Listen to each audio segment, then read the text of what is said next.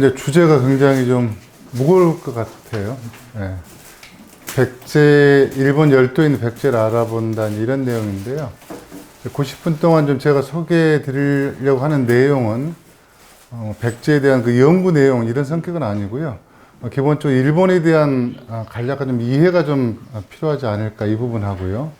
그리고 좀 지역을 좁혀서 큐슈 지역, 나중에 다시 한번 소개해 드리겠습니다만 큐슈 지역을 중심으로 해서 주로 이제 그 북부 지역에 있는 우리 민족과 관련된 내용을 좀 이렇게 소개를 하려고 합니다. 그래서 전체적인 흐름 속에서 왜 저런 오늘 이 소개해 드릴 주제를 뽑았는가 이것은 좀 의미 전달되지 않을까 싶습니다. 일본은 4개의 섬으로 구성되어 있다. 뭐 이 정도 다 잘 아시죠? 네. 우리는 섬하면 제주도가 딱 떠오르는데 혼슈라는 곳이 있어요. 혼슈. 가장 큰 곳입니다. 한반도 면적보다 조금 더 커요. 이 섬, 본섬인데, 그러니까 본주잖아요. 한자로. 본주니까 무슨 뜻이에요, 그냥? 말 그대로 가장 기본이 되는 섬이다. 꼭 일본 발음으로 읽을 필요는 없을 것 같아요. 그냥 한자로 보시면 익숙하니까요. 본섬이다. 근데 크기가 한반도보다 더 큰 게 턱하니 가운데 버티고 있다. 이렇게 좀 이해하시면 될 것 같아요. 홋카이도 많이 들어보셨죠? 네, 요즘에 가장 인기 있는 곳이라고 하네요. 네, 북해도라고 하는데요. 북해도는 우리 남한보다 조금 더 규모가 좀 작습니다. 남한 기준으로 봤을 때 한 전라도 정도 뺀 넓이 정도 좀 보시면 될 것 같고요. 두 번째로 크죠. 세 번째로 가장 친근한 가까운 곳, 구주, 큐슈라고 하죠. 예. 이것은 크기가 좀 짐작이 갑니까? 한반도 크기고 저 정도면. 예. 경상도하고 충청북도. 지금 경상도라고 해도 광역시가 빠지니까 광역시 다 포함한 전제에서입니다. 이와 비슷한 크기라 보시면 돼요. 그러니까 내가 어느 지역을 간다고 할 때 이게 내가 과연 도울 수 있는 지역인지, 이게 3일 동안 도울 곳인지, 아니면 애당초 말도 안 되는 꿈을 품은 건지, 뭐 이런 거 한번 우리가 최소한 이 정도를 가늠하고 가야 되는 거잖아요. 경상도하고 충청, 북도 정도의 크기다 보시면 될 것 같고요. 그 다음 마지막 섬이 하나가 있어요. 작은, 좀 규모가 작습니다.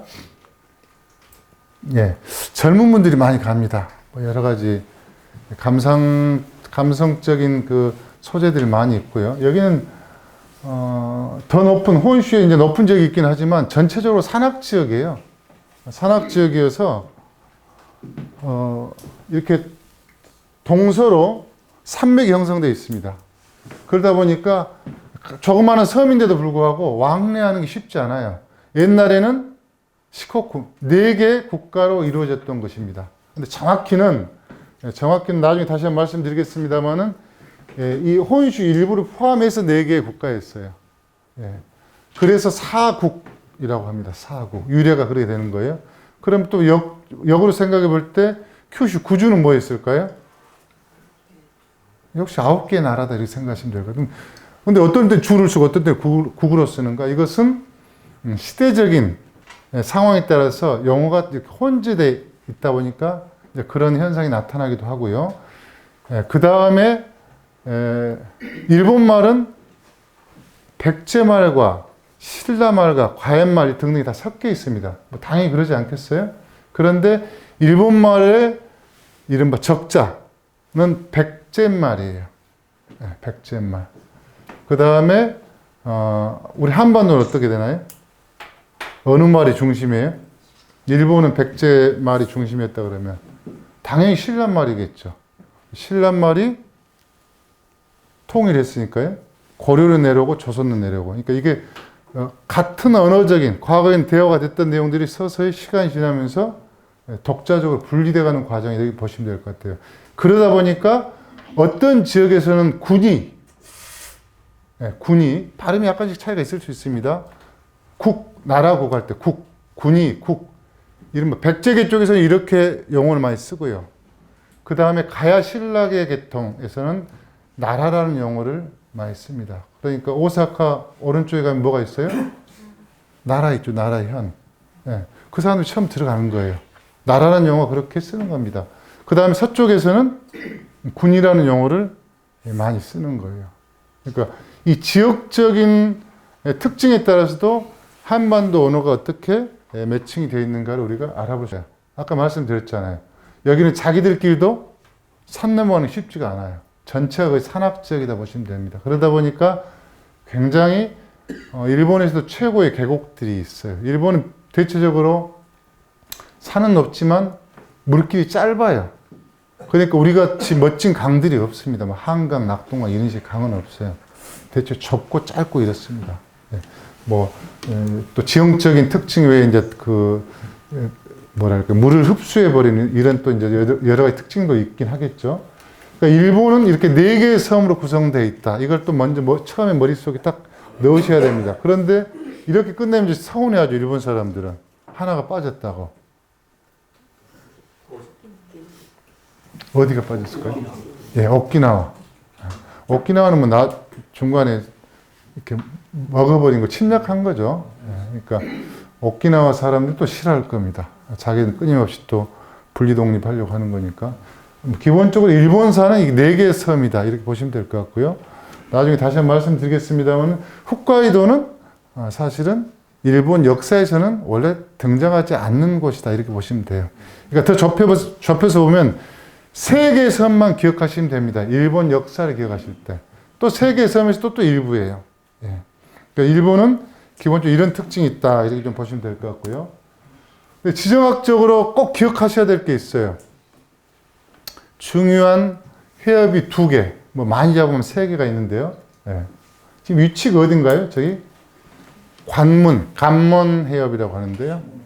예. 시모노세키, 그 다음에 북큐슈, 예. 하고 그 사이입니다. 여기는 폭이 아주 좁은 데는 600m까지 폭이 좁은 데도 있고요. 1km, 좁은 지점에 따라서는요. 바로 이곳이 일본 내로 들어가는 곳이기도 합니다. 이걸 세토네라고 합니다.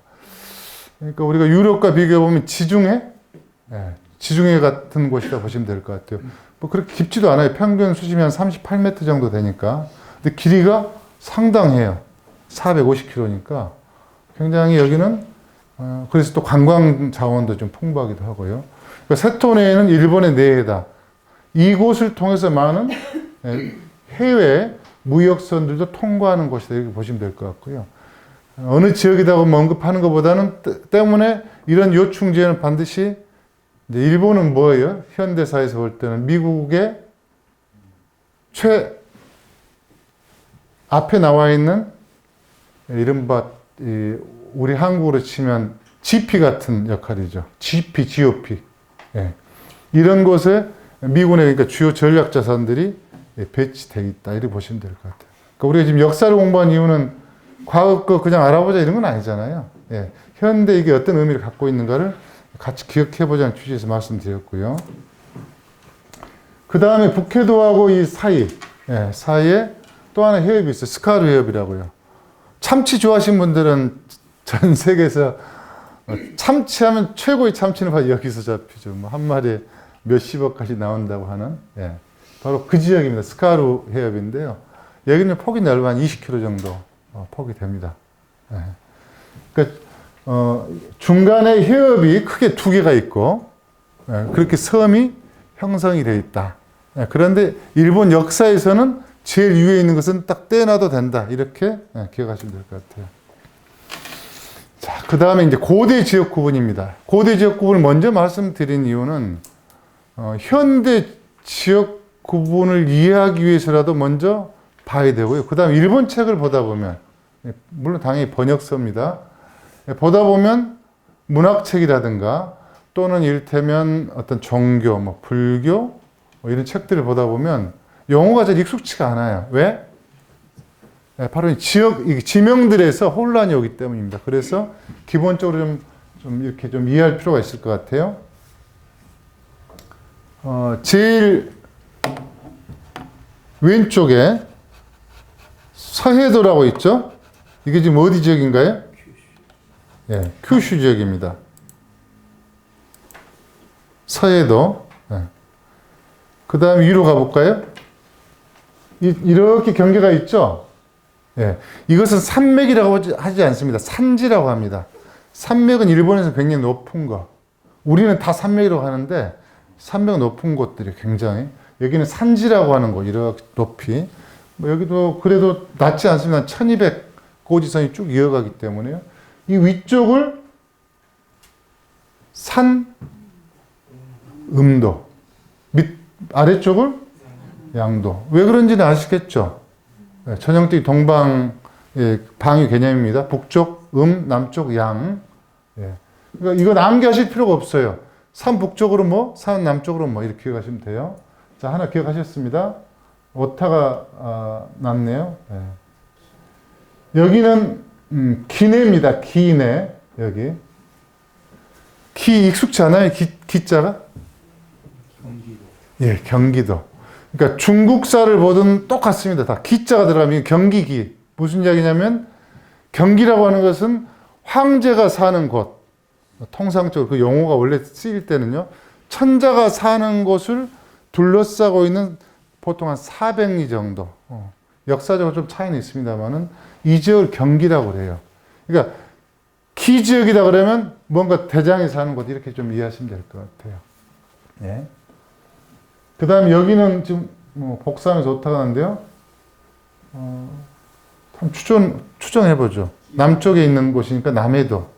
네, 남해도입니다. 여기 그러니까 지금 시코쿠 지역. 여기 남해도예요. 그런데 아까 제가 말씀드렸죠. 사국이라고 그랬잖아요. 시코쿠. 바로 시코쿠 땅이 이렇게 와요. 여기까지 옵니다. 섬 플러스 여기까지 와요. 왜? 경기를 둘러싸는 거니까. 그러니까 천자가 사는 주변에 춘추 전국시대 생각을 해보시면 돼요. 주변의 사람들은 뭐냐?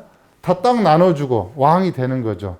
이들의 역할은 왕을 보호하는 겁니다. 그러니까 천자가 왜 힘이 없는가? 천자는 권위로 통치하는 거지 군사력으로 통치하는 거 아니에요. 고대에는. 상고대에는. 다 그 사람들이 그 땅을 지켜주는 역할을 하는 겁니다. 이 봉토를 받는 대신. 사실 일본도 지금 같은 문화예요. 다이묘라는 겁니다. 다이묘. 이 개념이 일본 사회에서는 가장 중요한 것 중에 하나예요. 다이묘 문화.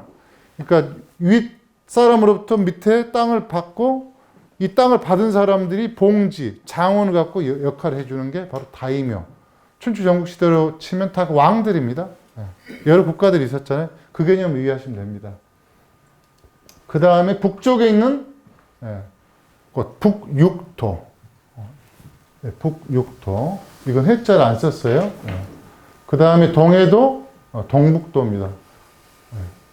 근데 위에는 표시를 안 했잖아요. 여기는 자기 땅이 아니니까 표시하고 말 것도 없어요. 고대 개념은 아예 머릿속에 없는 겁니다. 아웃. 자, 우리 한국과 문화 관계에 있어서 기억해야 될 곳이 있어요. 대마도입니다. 그 다음에 잘 익숙치 않으시겠지만 일기도라는 것이 있어요. 일본 신화문화에서는 굉장히 중요한 곳입니다. 왜?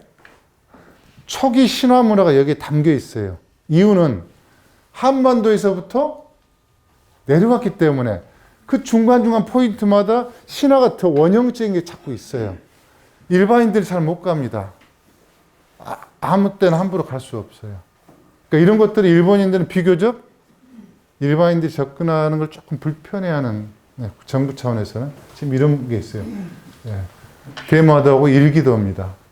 대마도는 제주도하고 몇 킬로 정도 될까요? 대충 50킬로 정도. 굉장히 가깝죠? 대마도에서 일본은 150킬로입니다.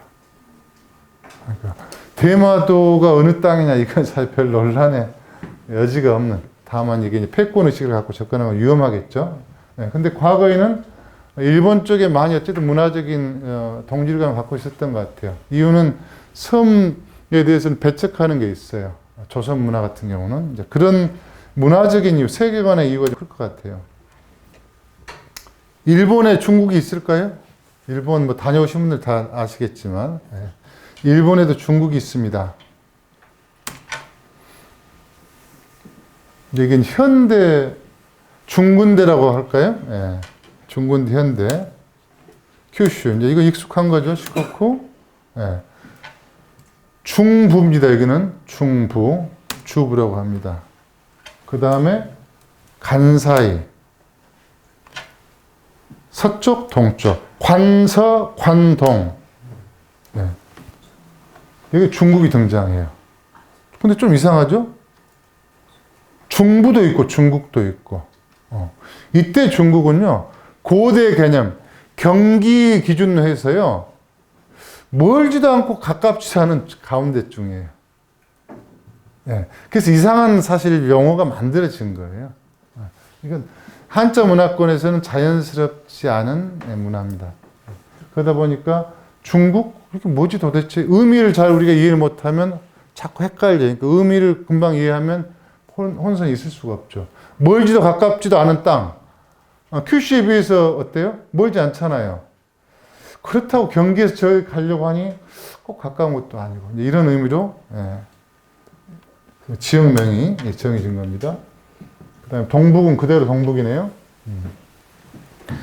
자, 일본도 동일본, 서일본이 있습니다. 그래서 지진이 일어나면 보통 지진은 뭐 아주 작은 지역이 일어나는 게 아니잖아요. 그러니까 서일본 대지진, 동일본 대지진 이렇게 표현하죠. 그것은 문화권 자체도 많이 달라요. 사이도 안 좋습니다. 교토 사람하고 도쿄 사람하고 굉장히 안 좋아요. 정서적으로도 안 맞고 뿌리 깊은 어떤 갈등 관계들이 있어요. 마치 한반도하고 일본 열도 관계처럼요. 바로 이 중부를 어떻게 할 건가 이걸 좀 잡을 필요가 있을 것 같아요. 산을 좋아하시는 분들은 금방 이해하실 것 같은데요. 이 지금 파란 선 보이나요? 세 개 내려온 거? 이게 일본을 중간에 딱 벽을 쳐버린 알프스라고 합니다. 일본 알프스. 왜 일본에 알프스라 이름 붙였는지 모르겠습니다만, 서양 보통 이제 선교사들이 많이 붙이죠, 일반적으로. 근데 이게 지금 만만치가 않아요. 3,000m 전후들이에요. 좀 낮은 데가 한 2,700, 3,100, 백두산보다 높습니다. 이게 딱 가운데 장벽을 치고 있어요. 이렇게 동서로 구분하는 시각이 하나 존재합니다. 두 번째 시각은 경기 지역으로 해서요, 이렇게 비와호라고요. 이렇게 해서 내려오는 이걸 또 치기도 해요. 문화적으로 보면 이게 상당히 좀 타당성이 있어 보입니다. 일반 지금 문화권으로 보면. 그런데 우리가 그냥 이해하기 쉽게 여기까지 공부할 이유는 없으니까요. 그냥 알프스 산지를 가지고 구분할 수 있다. 이렇게 보시면 될 것 같고, 대체적으로 동쪽으로 밀려났다 할 때는 바로 이 선입니다. 이 선. 1차적으로. 여기까지 밀려났다. 이 동네는 과거에는 도레인들, 이렇게 반도에서 온 사람들이나 한 사람들 처음 가지 않은 지역들이에요. 가는 것도 가기 쉽지도 않고요.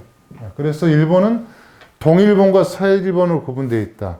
이게 왜 역사적으로 중요한가? 이 장벽이 동쪽과 서쪽의 전쟁, 이른바 천황과 동쪽의 쇼군, 이 두 세력, 교토와 도쿄, 계속 이렇게 갈등 관계 형성되는 겁니다. 그래서 이 알프스에 대한 이해를 그냥 등산 이해하시면 안 되고요. 이 구조적인 부분, 이 장벽을 이해해야만이 전쟁을 보든 문화를 보든 지리를 보든 이게 가능하다는 겁니다.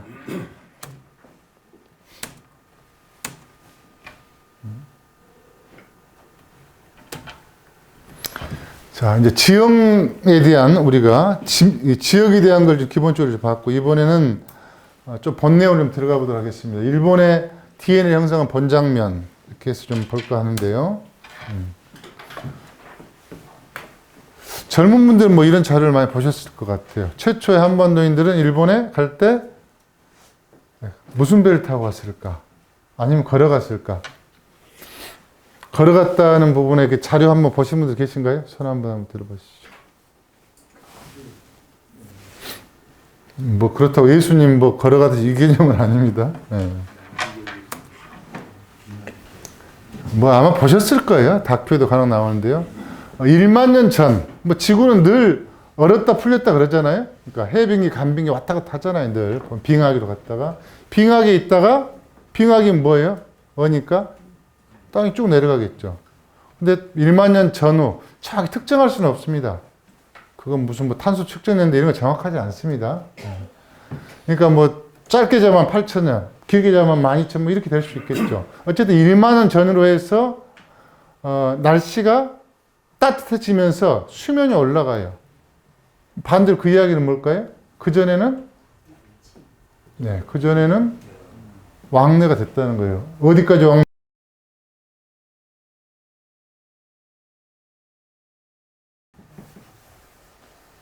동해는 염호, 바다 호수였어요.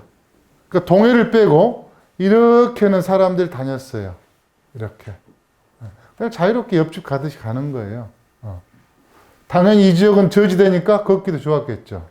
그 다음에 황해. 오늘 본 내용은 아닙니다만은, 오늘 내용과 관계없으니까요. 한 30초 말씀드리면, 이 지역은 역시 다 육지입니다. 해수면이 80m 전후 왔다 갔다 했기 때문에, 그냥 육지여서 제가 말씀드린 게 아니고, 지구상 전체에서 가장 좋은 초원, 대초원 지대예요. 여기가. 그때는 초원이 북쪽에 있지 않았어요? 여기가 바로 초원의 시작 지점입니다.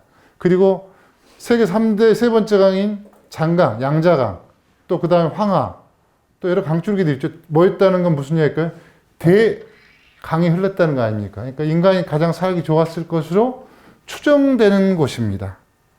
그러니까 물이 들어오니까 이 사람들이 밖으로 튀었겠죠. 예.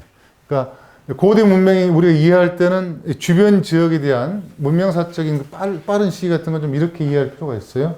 바로 일본 열도도 이렇게 왔다 갔다 했어요. 이 사람들이 물이 딱 올라버리니까 어떻게 돼요? 80m로 쭉 올라버리니까 고립이 되겠죠. 섬에 고립이 되면서 독자적인 문화를 만들어 갑니다. 이때를 조몬시대라 그래요.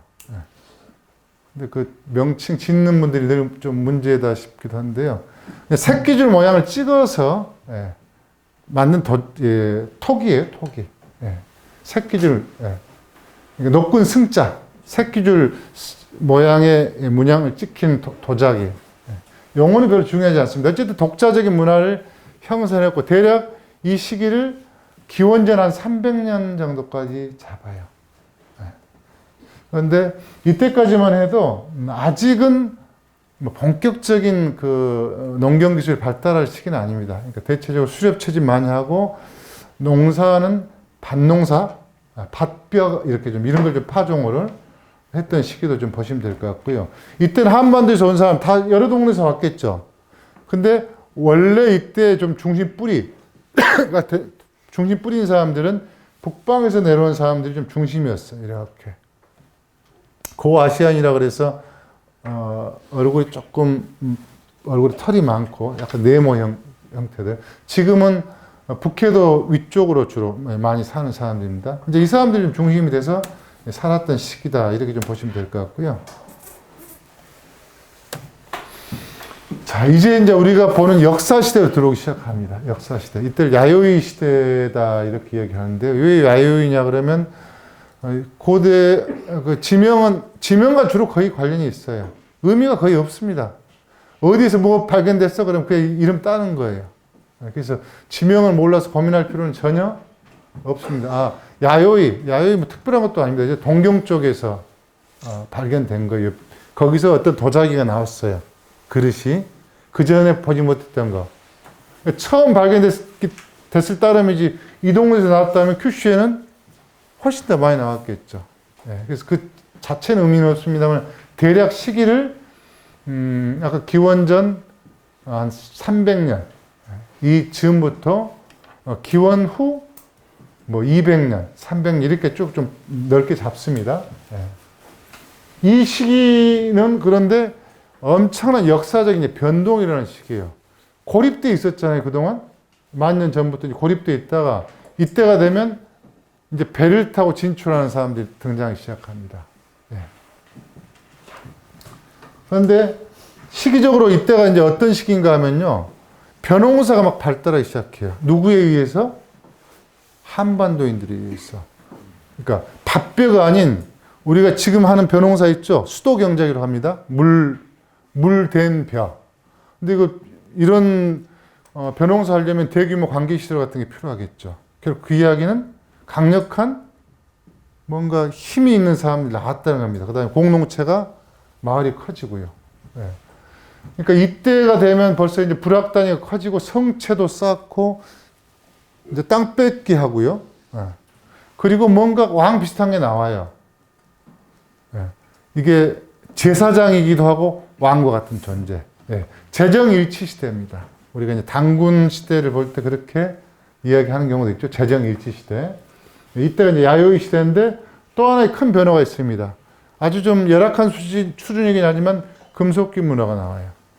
그러니까 보통 농사가 발달했다, 급격히 발전한다 할 때는 반드시 따르는 게 뭔가 그 청동기가 됐든 철제가 됐든 변화가 일어나는 겁니다.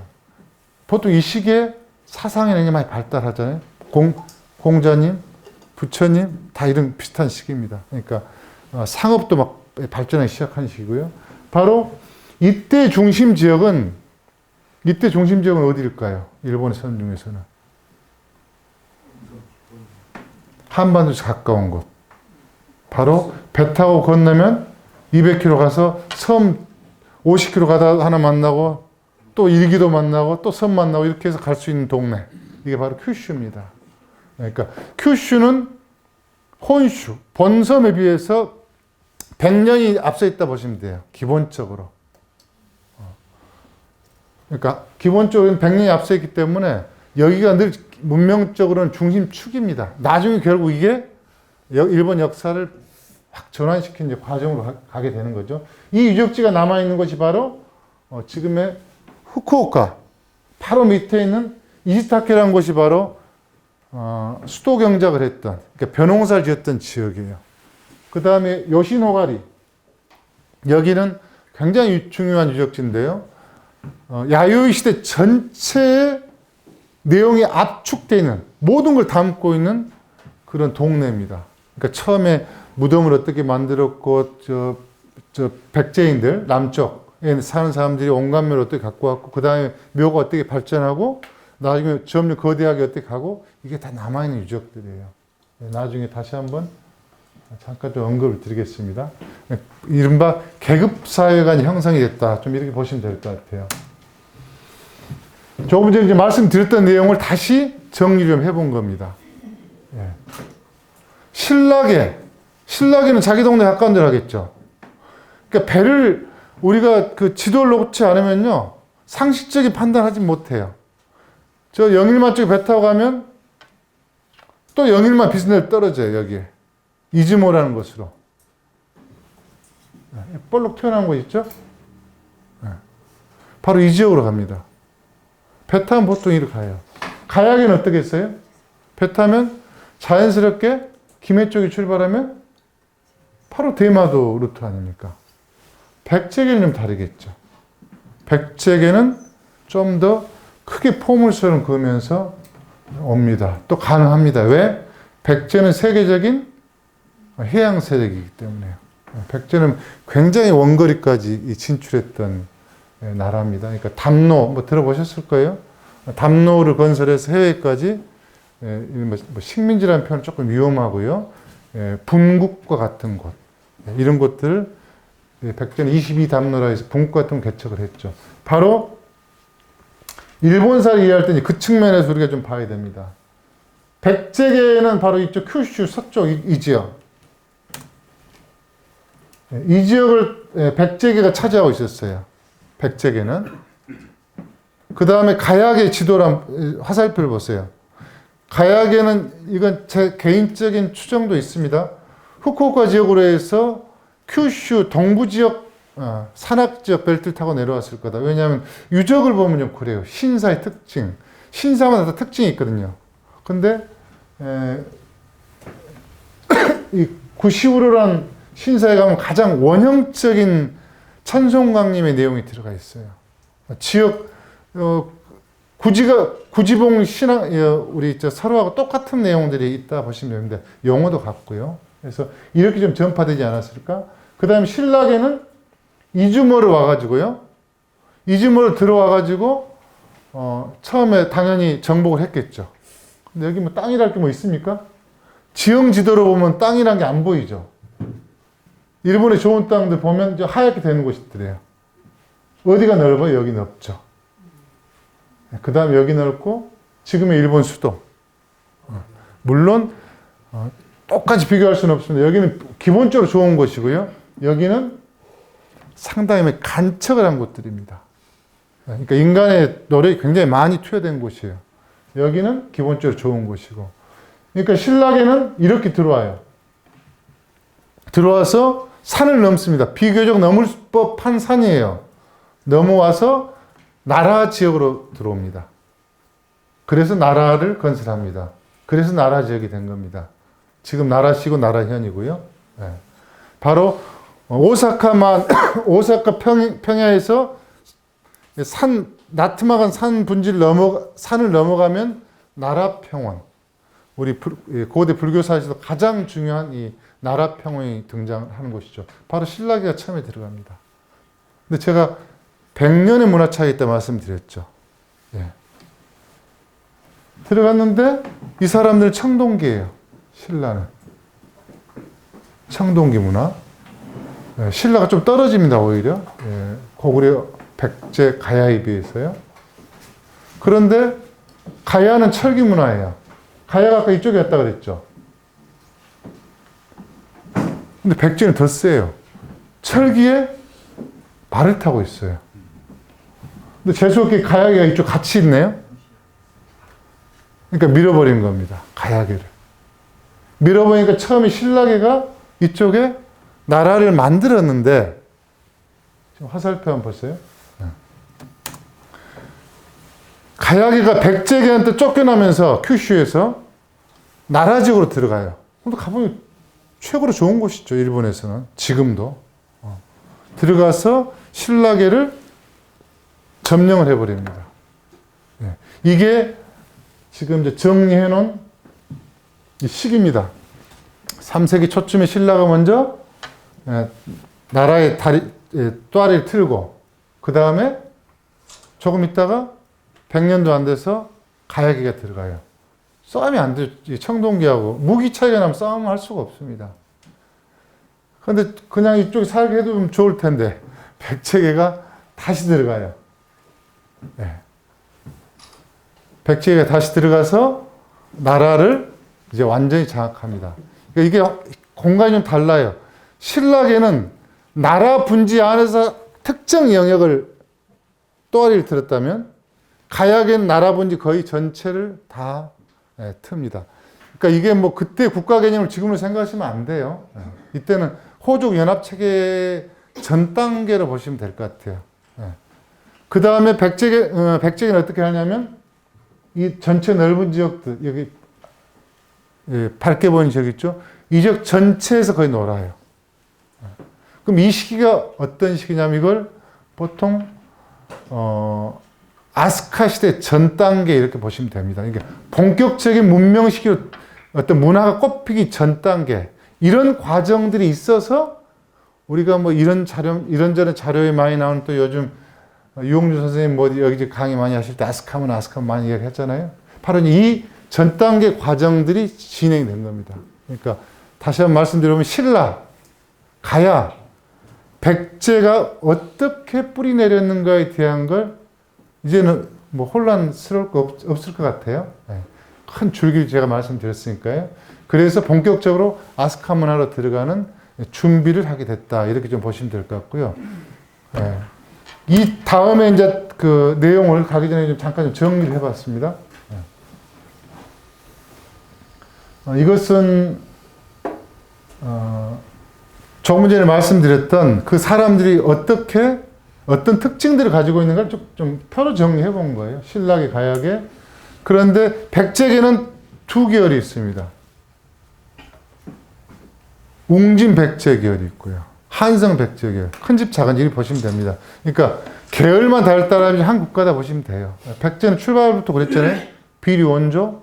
그 다음에 특정 한성이 이렇게 패망하면 또 밀려나고 그렇기 때문에 이제 그런 내용을 담고 있는데 여기서 주목하실 부분은 이 사람들은 가야하고 백제는 기본적으로 정복 문화예요. 근데 신라는 무당 주술적인 특징이 이때 들어왔던 분들 그렇다는 겁니다. 그러니까 성격이 달라요. 기본적으로 전투라는 집단을 만났을 때는 이분들 해볼 수가 없잖아요. 이런 차이가 있었다. 후대 신라 그렇다는 게 아닙니다. 당시에 일찍이 왔던 팀들은 바로 이제 그런 특징을 갖고 있었다. 이렇게 보시면 될 것 같아요. 그럼 그 다음에 온 사람 없었느냐? 왔죠, 계속. 작게. 그건 큰 줄기의 역사에 줄기에 영향을 미치지 않습니다. 그런데 그 다음에 영향을 미친 사건은 두 가지 정도가 있어요. 첫 번째는 가야의 패망. 잡혀서 노예가 되느니 김유신 같이 잘 나간 집안이면 나라가 망해도 잘 나가겠지만 일반 서민은 어떻게 되겠어요? 다 노예 생활 할 수밖에 없잖아요. 당연히 이곳으로 올 수밖에 없는 거죠. 첫 번째 가야. 이때 유민이 대거 들어오면 문화가 요동치겠죠. 심한 경우에는 지역의 패권이 바뀌어버리겠죠. 두 번째. 또 망한 나라 어디예요? 백제죠. 이것은 일본 전체 정치사를 뒤집어 버립니다. 예, 조금 이따 다시 한번 좀 말씀드릴 텐데요. 딱 여기서 하나만 좀 말씀을 드리면, 일본을 상징하는 존재? 하면 누가 있어요? 일본을 상징하는 존재. 천황이죠. 텐무라고 하죠. 텐무. 만세 일가. 그래서 뭐 쭉 한 대로 피가 이어졌다고 하잖아요. 근데 지금 일본 학자들도 그렇지만 보통 한 3번의 끊김이 있었다 그래요. 달리 이야기하면 한 집안에서 황손이 이어지지 않았다. 근데 그럼에도 불구하고 이 황손의 흐름은 백제계로 보는 것에 대해서는 반론 표현이 쉽지 않아 보인다. 좀 이건 좀 분명히 말씀드릴 수 있을 것 같아요. 그것은 뭐 여러 가지 역사적인 그 어떤 내용, 그 다음에 또 실제 역사를 일본 고석이라든가 이런 것들을 정리했던 사람 다 일본 백제에서 패망한 다음에 이 주력들이 들어간 다음에 다 이게 역사서가 만들어지거든요. 그러니까 이 역사서의 내용들을 봤더니 그런 측면에서 천황가라는 것은 뭐 다들 짐작하시겠지만 이것은 사실은 만들어진 역사다. 그럼에도 불구하고 이 천황가가 어떻게 형성되는가에 대해서는 우리가 역사시대에 있어서 좀 주목할 필요가 있을 것 같고요. 뭐 하늘에서 내려오잖아요. 태양신이 내려오는데 그건 뭐겠습니까? 태양신을 모시고 하늘에 내려왔다는 건 천송왕님 뭐 비슷하잖아요. 다 우리 당군 아버지 할아버지가 내려왔던 거.